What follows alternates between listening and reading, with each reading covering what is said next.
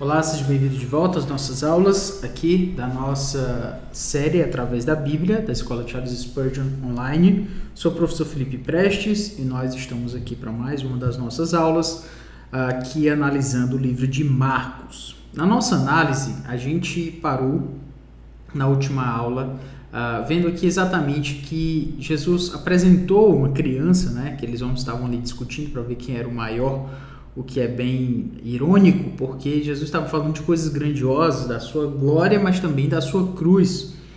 E os homens estavam realmente, mas realmente fora daquilo, que os discípulos estavam realmente fora daquilo que era o mais importante. Eles não tinham entendido definitivamente aquilo que Jesus esperava deles.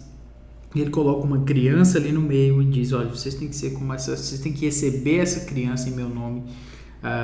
E a mim me recebe qualquer que a mim me receber, e não recebe a mim, mas ao que me enviou. Então a ideia é mostrar que o papel de uma criança, né, é como eles deveriam receber, certo? Receber uma criança tal como esta em meu nome. É como ele mostrando isso aqui é que é o mais importante. Vocês estão se colocando como pessoas grandiosas, sejam como uma criança. Recebam o que é importante de fato. É ser como uma criança, né? Basicamente, a gente nota isso aqui, no versículo 37, né? Quando a gente tem um comentário que diz assim: a atitude do coração do ensino de Jesus é basicamente, né, que a gente não deveria desprezar nem mesmo uma criança, né, que algumas vezes é marginalizada, né, em sociedades antigas, mas recebê-las e cuidar delas, né, assim como quem cuida de alguém no nome de Cristo. Ao invés de cuidar, né, do status, né, da busca pelo status que os discípulos estavam fazendo, Jesus está mostrando a eles que eles deveriam cuidar daqueles que são menos importantes, certo? Daqueles que são menos notados, e cuidar daqueles que têm menos status nesse mundo, né? Qualquer que faça isso, Jesus diz, recebe a mim, e fazendo isso recebe ao meu Pai, né? Então, basicamente o que a gente está percebendo é que não se deveria fazer uma separação de pessoas, né? Uma separação entre aqueles que são mais importantes e menos importantes. Jesus está dizendo: receba essa criança aqui. Ela pode ser marginalizada entre vocês, mas você deve recebê-la, tratar dela com respeito, com consideração, como quem recebe a mim.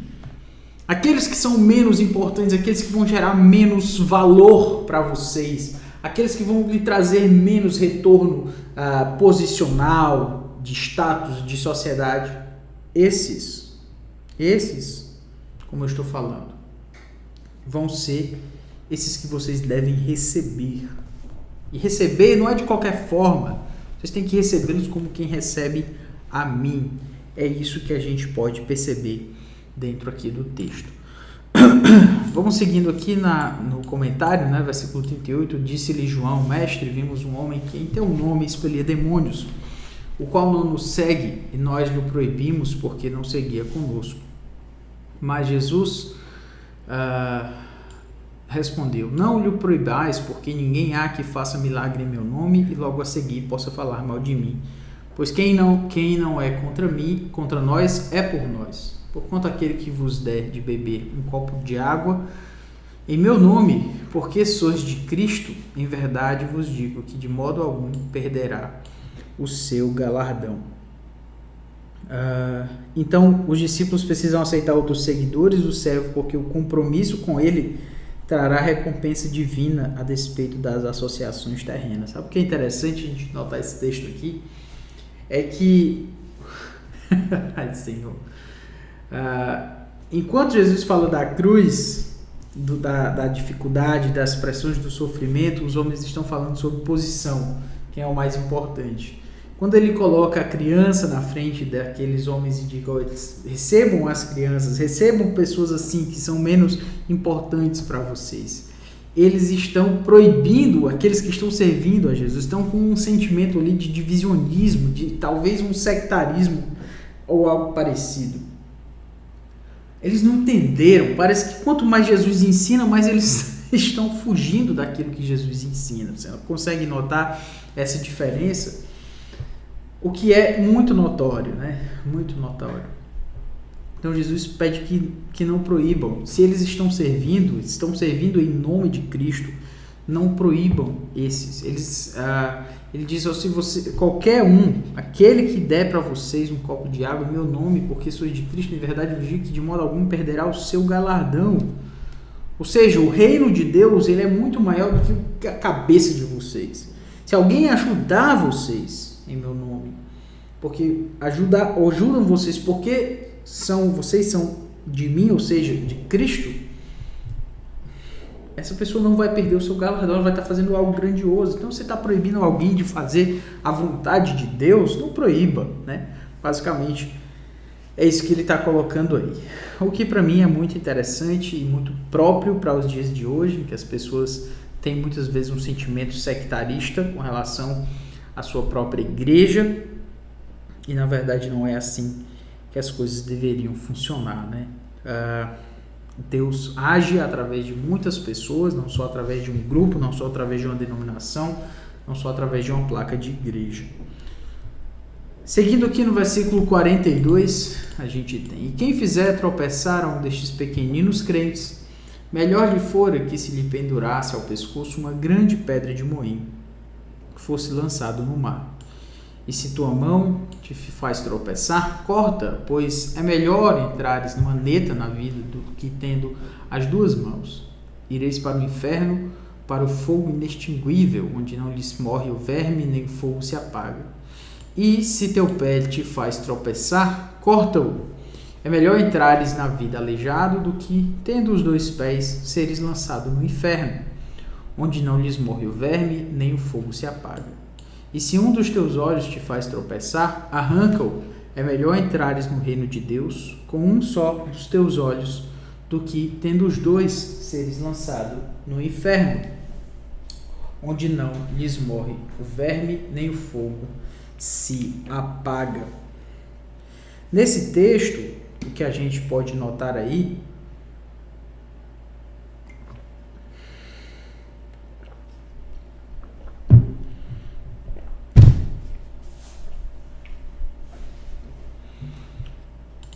é que Jesus começa a colocar os pontos aqui de uma forma, como eu falei, né? Ele está definindo como deve ser a vida de um discípulo, né? No meio das provações, no meio da oposição.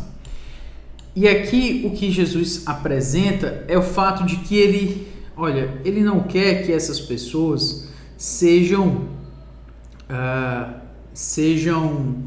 pedras de tropeço, né? Então, Jesus já tinha enfatizado para receber pessoas de menor importância, né? Pessoas de menor importância para a sociedade, no nome de Cristo.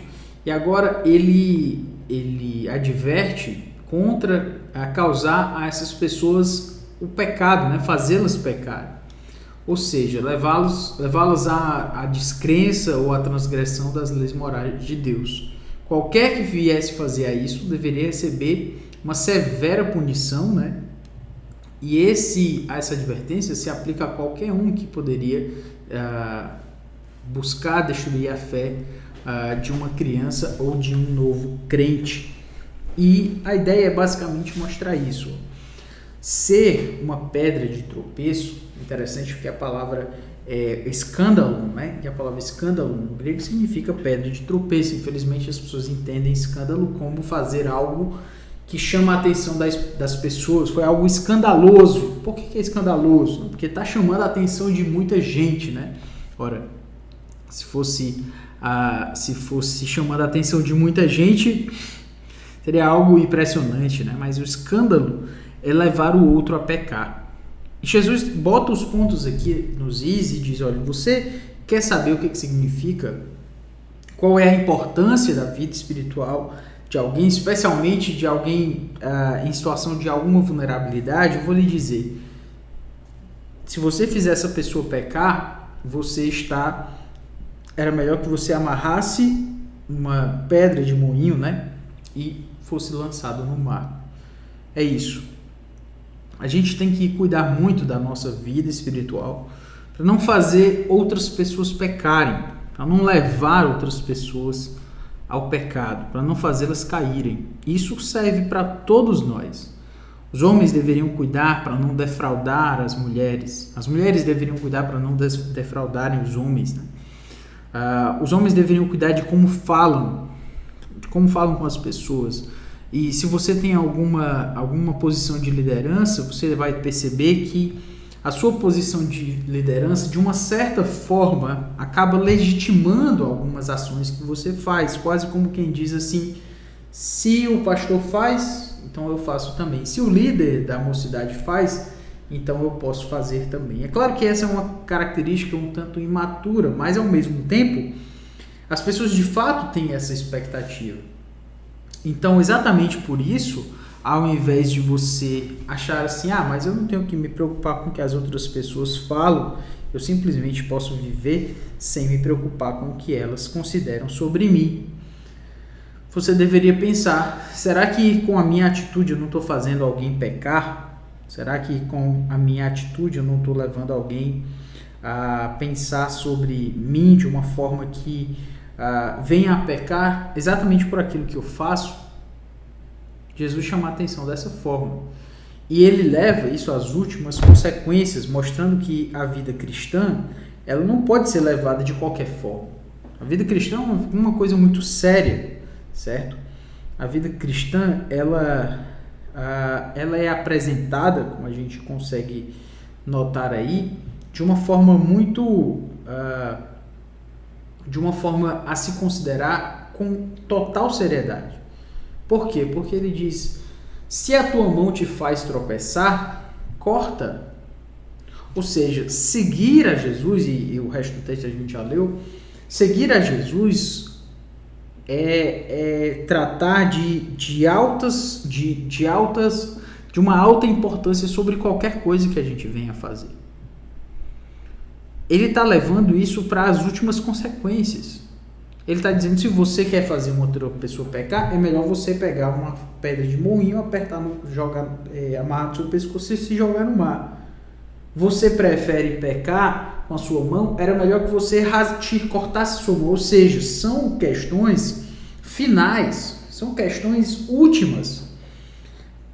A vida cristã não se trata de possibilidades, a vida cristã não se trata de questões possíveis, de questões assim hipotéticas a se considerar. Não, tudo é muito sério, tudo é muito, firmado. Nós estamos falando de uma vida cristã que deve ser levada absolutamente a sério, ao ponto de ele dizer, é melhor, se você quiser pecar, é melhor você cortar a sua mão.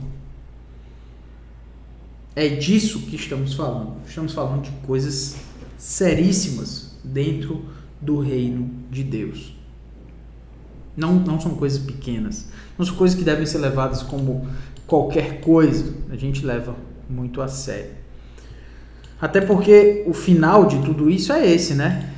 É melhor entrar no reino dos céus com um só dos olhos do que tendo os dois lançados no inferno, onde lhes morre o verme, nem o fogo se apaga. Veja as últimas consequências. Você quer correr esse risco de ser lançado no inferno, né?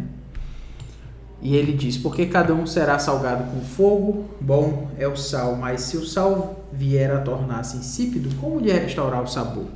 Tende sal em vós mesmos e paz uns com os outros. Ou seja, o que ele está mostrando aqui é basicamente que a vida cristã ela não pode ser, como eu falei, levada assim, como tanto faz, uma possibilidade, como uma vai que dá certo essa vida cristã, né? Vai que dá certo esse seguir a Jesus. Não é assim que funciona.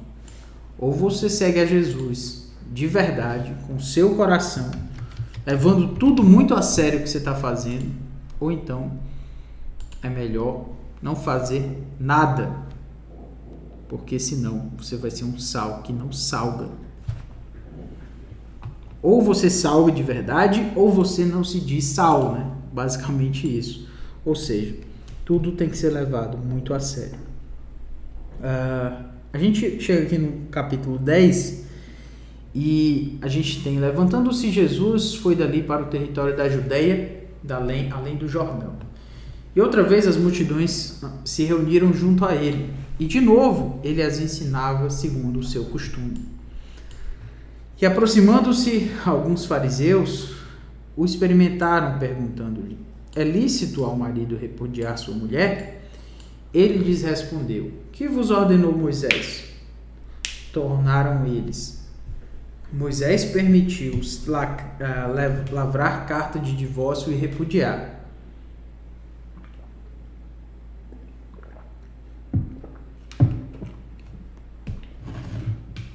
Mas Jesus lhes disse: por causa da dureza do vosso coração, ele vos deixou escrito este mandamento. Porém, desde o princípio da criação, Deus os fez homem e mulher. Por isso deixará o homem a seu pai e mãe e unir-se-á a sua mulher. E com sua mulher serão os dois uma só carne, de modo que já não são dois, mas uma só carne. Portanto, o que Deus ajuntou não separe o homem. Em casa, voltaram os discípulos a interrogá-lo sobre este assunto. E ele lhes disse: quem repudiar sua mulher e casar com outra, comete adultério contra ela. E se ela repudiar seu marido e casar com outro, comete adultério. Então, os discípulos têm que tratar sobre o casamento como uma instituição divina e rejeitar o divórcio fácil dos judeus, né? Porque basicamente era quase como se eles estivessem tratando aqui de uma questão meramente legal. Não, o divórcio é algo sério. Não é só uma questão de jurisprudência legal. É uma questão séria que precisa ser tratada. Então eles estão perguntando aqui: ali está o homem repudiar sua mulher? E ele pergunta, né, o que foi que ordenou Moisés para vocês? Moisés permitiu lavrar carta de divórcio e repudiar. Ou seja, eles estavam tratando a questão de divórcio como algo pequeno. Jesus tinha acabado de falar sobre a importância de levar a vida espiritual a sério. E esses homens estão tratando o divórcio como algo que é somente uma cláusula legal ali que define um ponto aqui, dá direito para isso e aquilo outro. Jesus está trazendo a seriedade real para as coisas. Jesus está fazendo com que as pessoas entendam que ninguém está brincando de vida espiritual aqui.